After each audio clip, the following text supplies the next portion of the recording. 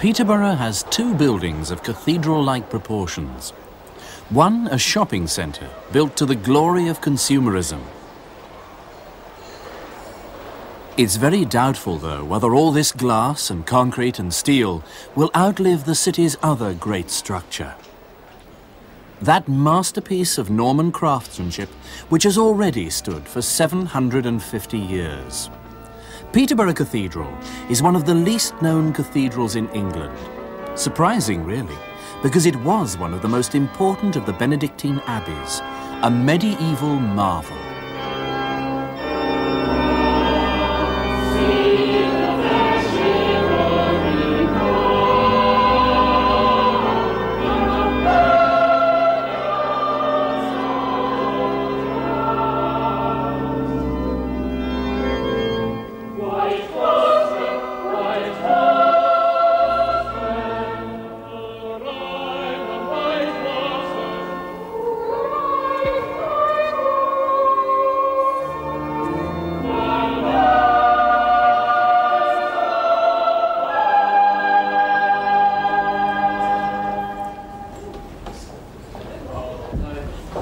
Welcome to the cathedral. I hope you'll have a very nice visit and you'll find it interesting. We do get so many visitors. They come in the cathedral. They don't expect there to be a service on because they want to look round the building.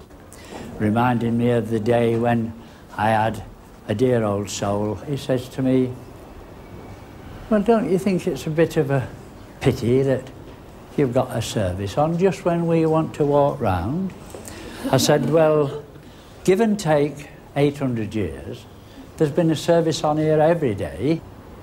And I said, don't you think it's a bit of a pity that your coach driver just decided to come here at this time when there was a service on? Ah, he said, maybe you're right. Oh, we'll come back. We'll go and have a cup of tea and come back.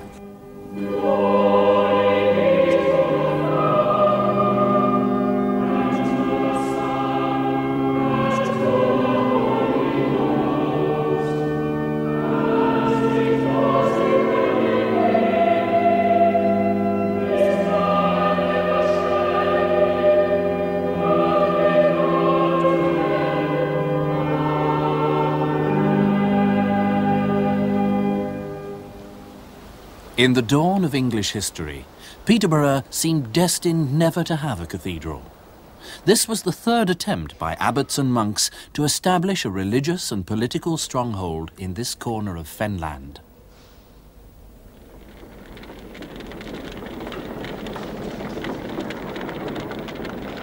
Fire destroyed the monks' first two attempts. First, it was the invading Vikings who murdered the abbot and his monks. That was in 870. Then, 100 years later, Hereward the Wake set his torches to it. And an accidental fire burned the rest down 50 years later.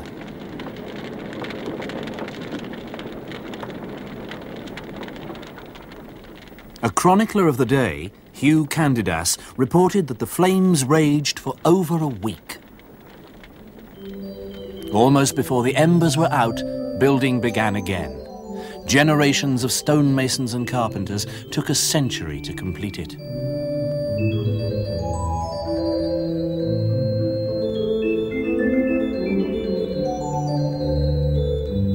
Inside, the crowning glory, a painted ceiling for the 230-foot-long nave. Only 3 other examples of such magnificent medieval art exist in the world.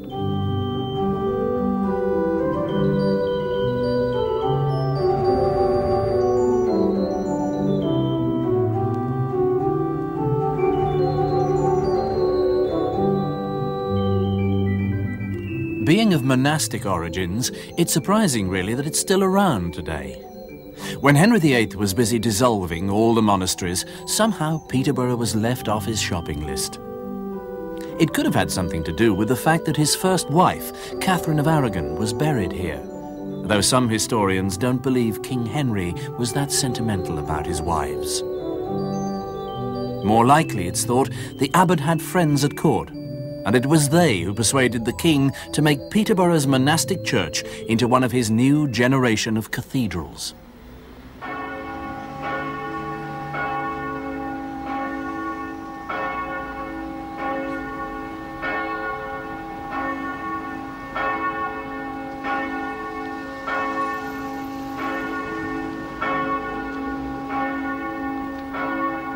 While Henry VIII was generous towards Peterborough, Cromwell certainly wasn't. His parliamentary soldiers ransacked the place. Everything in sight was smashed. The altar, the organ, candlesticks and paintings. Just one precious book was saved. The 12th century Chronicle and Register of the old abbey. A minor canon managed to bribe one of Cromwell's soldiers with 10 shillings to let him keep it. He kidded him, it was a Latin Bible. Fortunately, they missed a few pieces of silver plate out in the churches of the diocese. They are now in the cathedral treasury. Many of these items are extremely valuable, and in fact probably too valuable to be in regular use nowadays. And a lot of them have in fact in recent years been kept in bank vaults, which kept them secure but also meant that they were invisible. Here is the very oldest piece that we have, which comes from Preston in Rutland, and it's the only piece of pre-Reformation plate in the treasury. Dates from somewhere between 1460 and 1500. It would be produced by a local craftsman, and it has on it the hand of God, the Manus Dei, which was a fairly common symbol on pre-Reformation plate.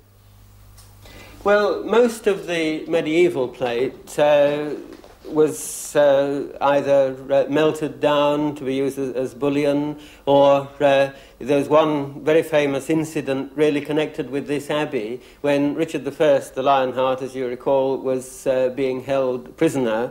A king's ransom was needed in order to rescue him, and it was actually an abbot of Peterborough who suggested that the church plate right across the land should be sold in order to raise the money, and that was done in 1193. And obviously for reasons like that, many items of medieval plate are no longer available. It's this sense of history and continuity that fascinates the present bishop. Parts of his palace, next door to the cathedral, go back 700 years. This is where the last abbot and very first bishop lived. Of course, this place means a lot to me, because where I lived before, you see, I was a bishop in London before, and we lived just by the British Museum, and about 100 yards from Oxford Street. And there was 3 perpetual lines of traffic outside our door, day and night, all hours. And you got used to it, and we really enjoyed it, you know. I mean, I could indulge my specialty in wine bars, you know. But now we've moved here, what I value is all this marvellous space. You see, what the history has done is given us all these little buildings, but it's given us also a lot of space, which is ours. They reckon there were abbots here in the year 640, 650. We're not sure where they lived originally, but from about 900, 1,000 years ago, they lived actually on this site. So I live on the same site as people who've been doing the job for 1,000 years. We have a couple of ghosts, but they're both positive, nice ghosts, one in the garden, one in the house. I don't see ghosts, but the records are there. And to live here with, well, we counted 29 varieties of birds in the garden in our first year here. And the kestrel, you know, who feeds on our sparrows, getting one of these days. And last year the RSPB put in cameras there, and the birds actually got quite used to them very quickly. And there were some wonderful shots you could see in the cathedral of them feeding their young. It was the 8th year they'd nested in a water drain high up in the southwest tower. By mid-May, the fledgling kestrels were 3 weeks old and giving their young wings a shower in the rain, a rare sight. Within a few more days, they could make their first flight.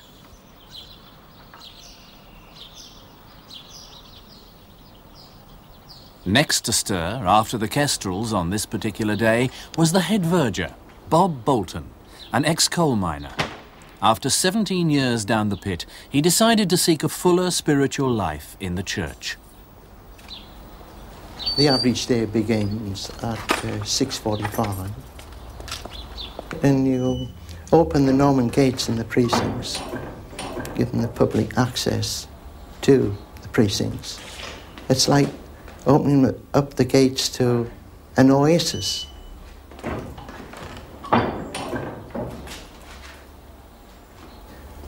And as a head verger, I'm in charge of 200 keys. I mean, it takes 19 keys to open the cathedral to get to the public in the morning.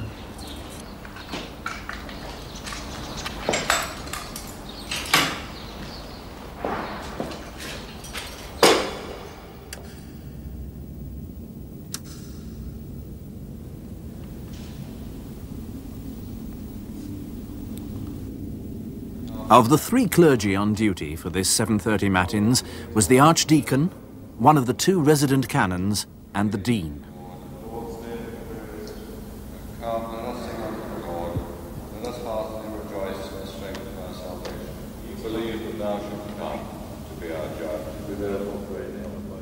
I've been Dean for 7 years now. I came in March '81 from Notting Hill in West London. It was a very surprising development for me. The appointment of Dean is a curious thing. It's a Crown appointment.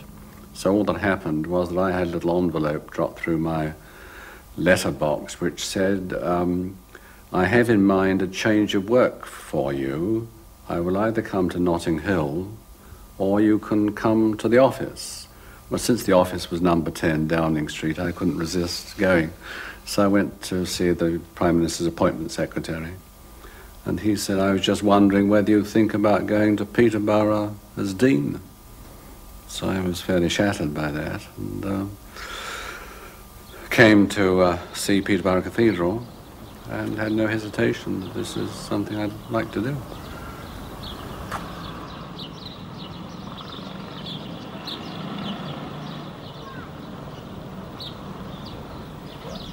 It's marvellous. The stillness of that building does do something for me every day, and I think that's one of the great privileges of being here. I mean, I know it's cold in the winter, but actually one can live through that. I mean, it's not that desperate.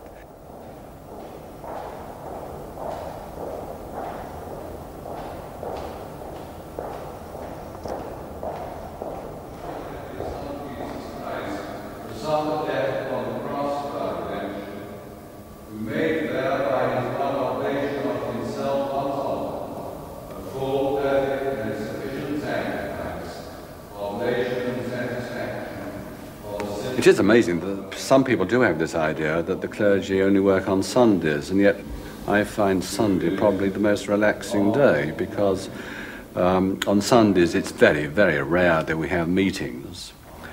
And meetings of an administrative nature occupy a good deal of a dean's time, because you really can't afford to be inefficient about running a place of this importance. There's just one or two things I want to bring you up to date on that have been taking place. Fine. First one refers to the development of Long Causeway, 37 to 39 Long Causeway. Oh, yes. Is that affecting head verger's house? Yeah. We've now reached agreement, I think, with our own architects and the developers' architects about the wall.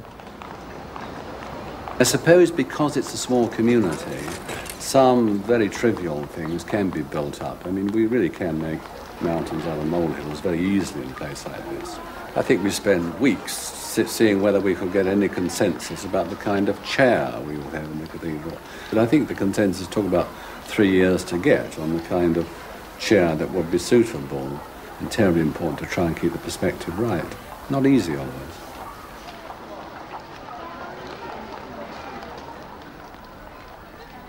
In the town hall, the Dean finds the secular world far less patient with cathedral consensus. I got the usual complaint that the cathedral was far too cold. I mean, November, sitting there for an hour and a bit. Now, your predecessor told me that, in fact, it takes 4 days of the central heating going full blast to raise the temperature by about 10 degrees. But I wonder if we could make a try this year. I'll have a good effort at that, Peter. I'll certainly try and do that. And it's in the appeal anyway, a new heating system. So, you know, in a brave new world, we have a new setup.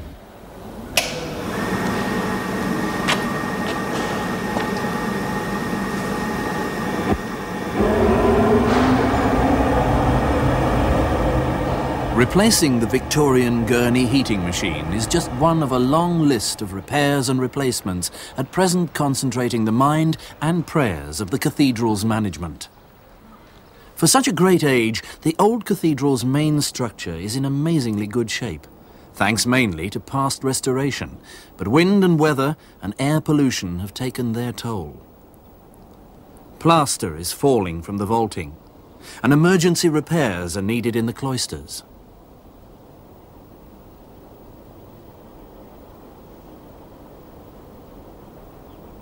Mosaic floors are breaking up, and stone statues are fast corroding out of existence.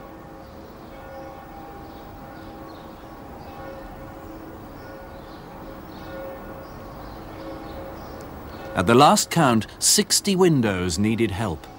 There's a never-ending conservation campaign. The present one spearheaded by the Duke of Gloucester, who fortunately has a good head for heights. Is this stair 750 years old? Yes, it is. Yes, it is. And we've only a few more stairs to go now before we get to the top.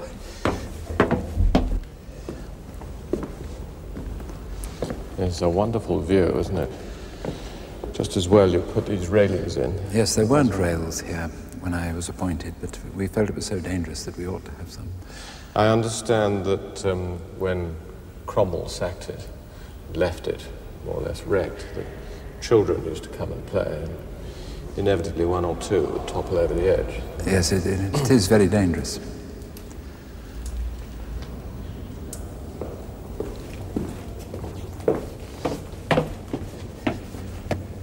And now we can see some repairs which we're actually doing, and it shows the state of the glass. It's a very typical window indeed. You see the wind howls through the gaps. Is it safe to go up? I will hold the ladder.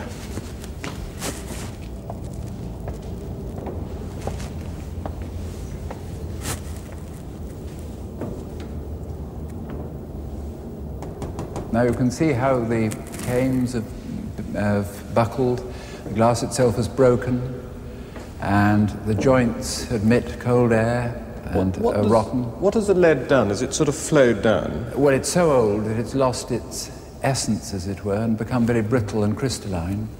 And so really you ought to take the whole thing away? The whole thing is being taken away to the glazier's workshops and will be re-leaded, the glass cleaned, and then put back with new bars to support it. And now we come to the remaining medieval glass, which has all been set in the apse windows. As you know, Cromwell did a great deal of damage in this building, which is curious because he was a local resident almost.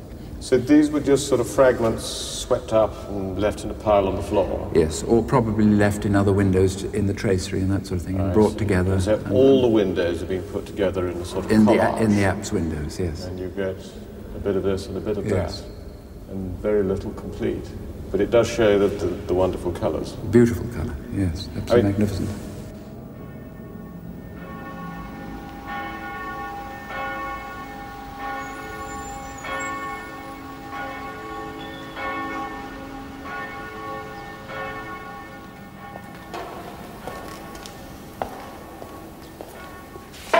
For Bob Bolton, cathedral life must go on.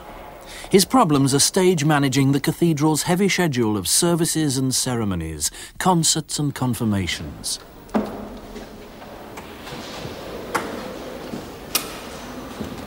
Testing, testing, 1, 2, 3, 4, 5. Testing over. From time to time, men have said, when I retire, I'm going to have a job just like you.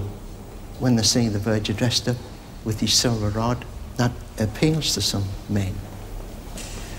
But what they don't understand, what lies behind that Verge.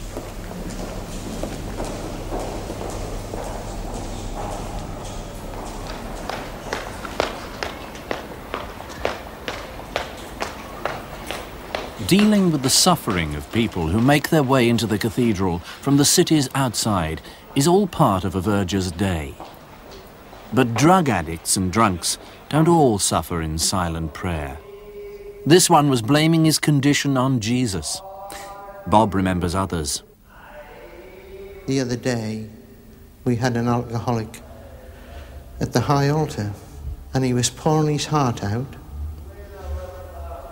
to God, and then he broke down and cried. So I let him cry. And then when I thought he cried long enough, I put my hand on his head and I asked him his name. His name, his Christian name, was Jim. When I said to Jim, "Jim, stand up and look at me, man to man," which he did do.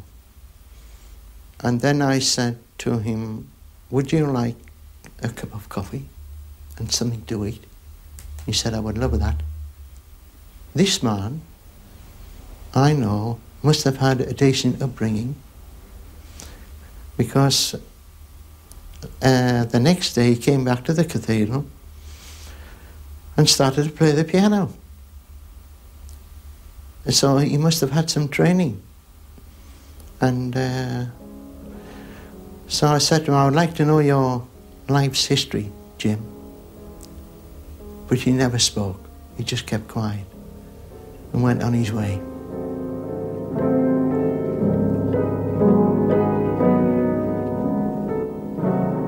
Yes, that's quite hard to play, actually. Let's just try that link into the... go from there and let's see what that change of key is like.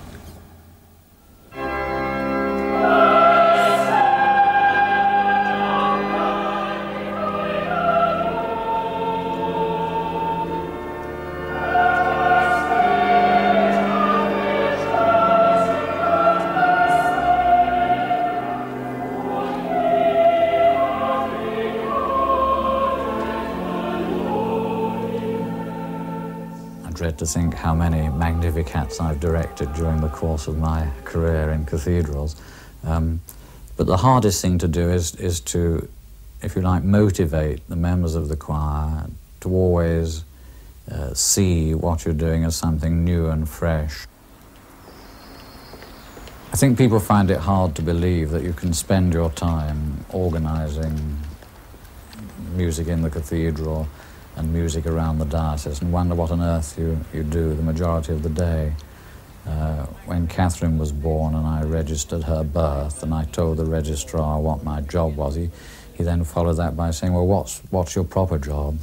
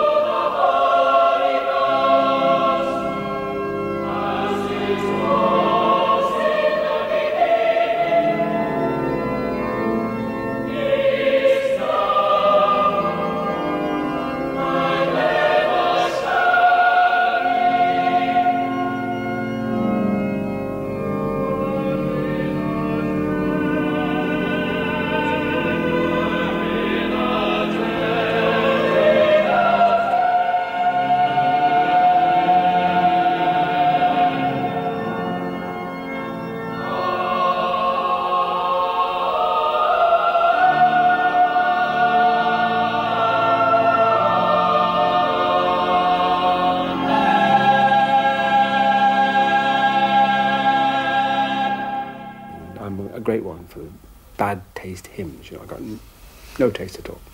And I like them, the louder the better, where they all sway, and I like them dancing. I got the Dean swaying, you must ask about it. But I think it's very important to use the cathedral for the occasion.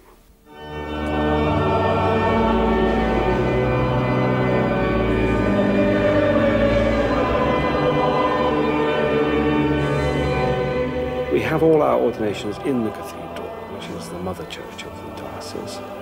And all the young men and young women now, of course, who are entering into ministry, come here really to begin it.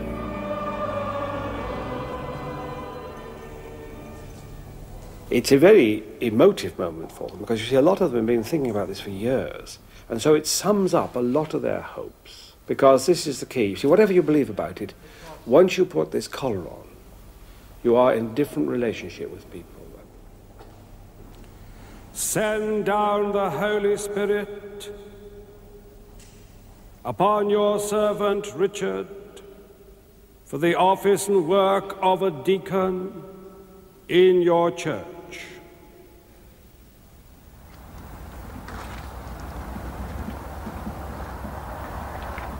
And even a dean needs time to relax, to switch the cloth for a pair of shorts.